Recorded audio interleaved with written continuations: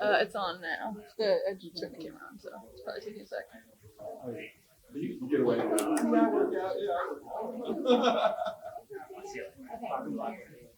Okay. All right. Awesome. Thank you so much. So we're right afterwards. Yeah, I'll be right. Are you coming back? All right. Nice to meet you. Nice to meet you. And Come back here.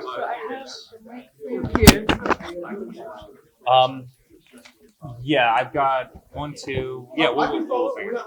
Yes, I'm February. How you doing? And I'm sure you've worked with this before. It is so cold out there. I know it's crazy. It is crazy. Just moved to DC, but I was in Tampa the last 3.5 years. So good. I left my house in Jupiter this morning, and 68 degrees. It was like so nice. And you show up at this, and you're like, Yeah. And then I'm gonna be standing. Talk to the system. But I was kind of glad to hear this is not usually it is freezing. this is So cold. I'm Yeah. like, okay, that makes me feel better. This is not just me being a baby. Yeah, totally. Appreciate the time though. I know you guys are busy. No, you're very welcome. Yeah. All right, you ready? I am. We're gonna meet the whole time because we're gonna pre-tape it. So let's just start. When we go into this caucus tonight, how is Team Trump feeling, and what do you consider a success for tonight? Yeah, we feel awesome. I mean, the largest margin of victory ever in a primary, in the caucus primary in Iowa is 12%. I think we're gonna beat that. I think we're gonna have an amazing night. People are sick and tired of the nonsense. They know exactly who my father is. They know exactly what he's done. He built the greatest economy we've ever seen in this country. He fought the nonsense. He fought the deep state. He's probably the most persecuted person in the history of this nation. They're afraid of him. They don't want him to win. They know he'll dismantle the whole system that they've weaponized not only against him but frankly against all Americans.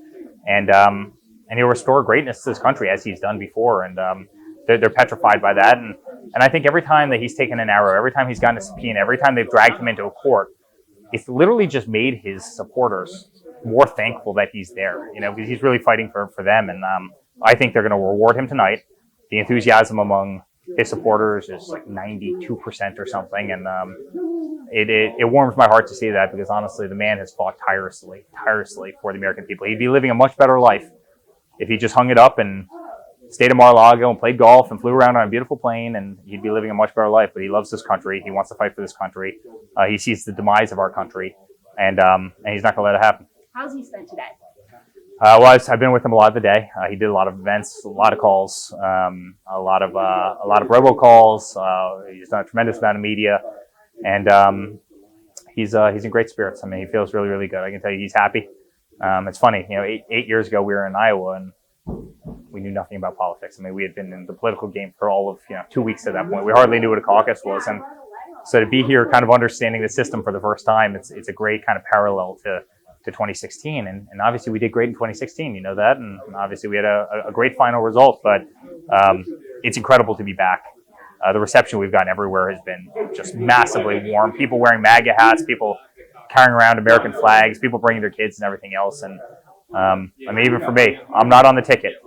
Every event I go to, I have 300-400 people, and bigger than Nikki, bigger than DeSantis, and it's been really rewarding to see. When we talk about that enthusiasm, and you talk about that 12% margin, Yeah. how key is a large margin for tonight, especially when you look at that 50% threshold?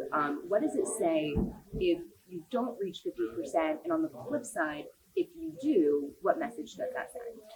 Listen, I think a win is a win. All right, if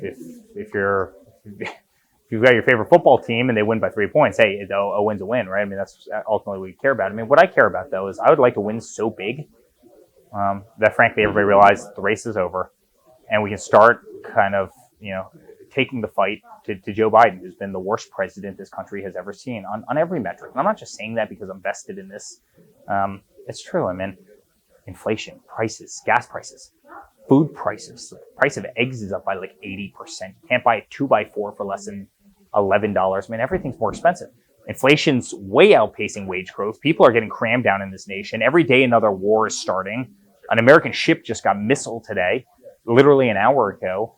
You see what's happening over in Russia and Ukraine. That would have never happened under my father. You see what's happening in Israel. That would have never happened under my father, ever.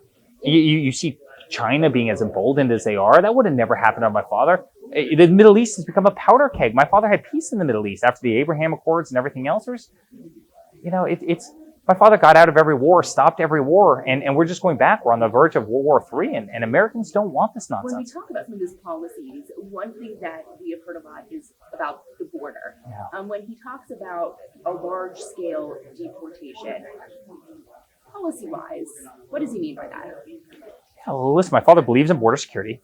He believes in immigration. He's always spoken about it, but he believes in legal immigration. To allow millions, this is, there's estimates up to 15 million.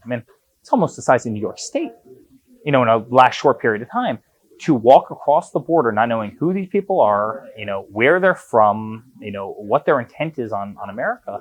That's incredibly... Policy-wise, what would he do to change it, though? He wants to know who's in our country.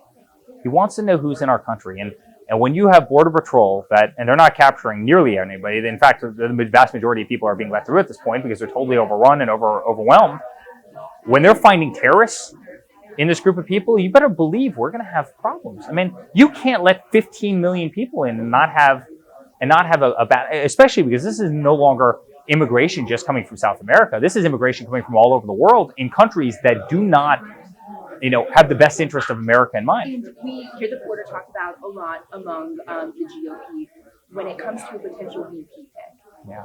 If your father chose Nikki Haley, is that something you would support, or would you find that upsetting? I believe she's been incredibly disloyal, and I think that every single time the wind shifts, she shifts with it. First she said, Mr. Trump, you're the greatest president ever. If you ever run, I would never run against you. I'm thankful for you. You gave me my job. Then she runs, Then she goes on and says, I would never impose a gas tax. And she comes out and says, I want to impose a gas tax. Every single day, her mind, her methodology, retirement age, pension age changes. First, it's, we need to increase it. Then it's, I would never increase it. I never said I would increase it. It's a problem with politicians who don't have enough conviction. So it sounds like you wouldn't support that. I have a problem with politicians who don't have enough conviction. I'm not saying you can't change your mind in life. You certainly can, but so oftentimes I'm deeply troubled by a person who has largely been funded by Democrats and rhino Republicans. That to me, when you see the donations are coming in, when you see the Democrats coming in saying, fund Nikki Haley because she's our one chance to stop Trump in the primaries, that to me is deeply troubling. And last question for you, because I know we got to wrap it up here quickly. When we look at the legal challenges that your father is facing, do you see that as politically advantageous? And for the company looking at New York, if they were to ban, do a ban, would you move the headquarters out of New York? Yeah, well, listen, I've already moved down to Florida. I'm Florida-based. We run one of the greatest companies, and to me, it's a weaponization of government. That's what it is. We run an amazing company. We've never missed a loan payment. We've never had a default. We've never been in breach. We've had every single bank come out and say we're the best lenders that they've ever had, borrowers that they've ever had. We have some of the best properties in the world. We're under-levered. We've got tremendous cash. We've got the best assets. But yet we had an attorney general who campaigned on the fact that she wanted to come out and get Trump, and it's disgusting. And honestly, it's driving business out of New York. And not too long ago, a little kid was shot in the face in Times Square. You have women being thrown in front of subway trains in New York. And yet the entire thing that the Attorney General of New York wants to do is get Trump, and then fundraise off getting Trump. She campaigned on the promise of, quote unquote, getting Trump. And it's disgusting. Our country shouldn't act like this. And then you see the same nonsense in Georgia, and you see the same nonsense in Washington, D.C. They pick the farthest left areas of the country, and they go after my father because they think and they know, frankly, it's the only way that they could win the election is if they could somehow get him. They don't do the same to Hunter Biden, who's taking money from reportedly every country, China, Ukraine, Romania, so many others. They don't do anything about them. And they're not selling a product. You know what we do. We do hotel rooms, we do golf courses. They're not selling a product.